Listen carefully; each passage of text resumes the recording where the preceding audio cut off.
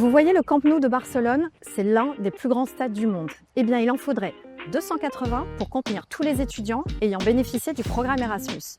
Le programme Erasmus, qu'on appelle désormais Erasmus+, c'est une initiative de l'Union européenne qui a jusqu'à présent permis à 14 millions d'étudiants, d'enseignants et de jeunes professionnels de se former et de travailler dans un autre pays européen. Simple, non? En vérité, pas toujours. Des obstacles peuvent parfois freiner le démarrage de cette aventure. Il pourrait par exemple être compliqué d'accéder à des bourses d'études ou de payer des frais d'inscription raisonnables et plus tard de faire reconnaître son diplôme. Ce sont autant de cas de figure dans lesquels la Cour de justice de l'Union européenne, ici à Luxembourg, veille à garantir nos droits à une formation sans frontières. Elle garantit aussi le respect des principes de non-discrimination, de libre circulation et d'égalité de traitement quand vous n'êtes pas dans votre pays d'origine. C'est ça aussi l'intégration européenne. A minha mobilidade pode ser restringida, por exemplo, por razões económicas? Αν φοιτήσω σε ένα άλλο κράτος μέλος της Ευρωπαϊκής Ένωσης, μπορώ να έχω τα ίδια πλεονεκτήματα με τους ντόπιους φοιτητές?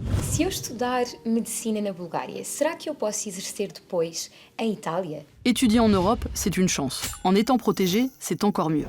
La Cour de justice de l'Union européenne a progressivement précisé les droits conférés aux étudiants et une mobilité sans entrave. D'abord, elle a affirmé le principe de non-discrimination sur les frais d'inscription. Un État membre ne peut pas imposer aux étudiants étrangers des frais plus élevés qu'à ses propres citoyens. La Cour a aussi simplifié l'accès aux bourses et aides sociales pour les étudiants en mobilité. Elle veille à ce qu'ils puissent se déplacer librement dans l'Union sans être pénalisés par des restrictions économiques imposées par les pays d'accueil. Quand c'est le cas, ces limitations doivent être justifiées, proportionnées et non discriminatoires.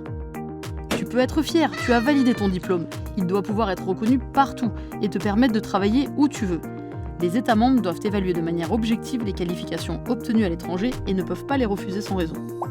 Si pour un même diplôme, des différences existent d'un pays à l'autre, on doit te proposer des solutions, comme des cours supplémentaires, au lieu de rejeter ta qualification. Par exemple, si tu es avocat en Allemagne et que tu veux exercer en Italie, cette dernière ne peut pas ignorer ton parcours pro. Les arrêts de la Cour sur la mobilité des étudiants sont un rempart contre les discriminations. L'objectif est clair, faire respecter le droit, protéger nos droits.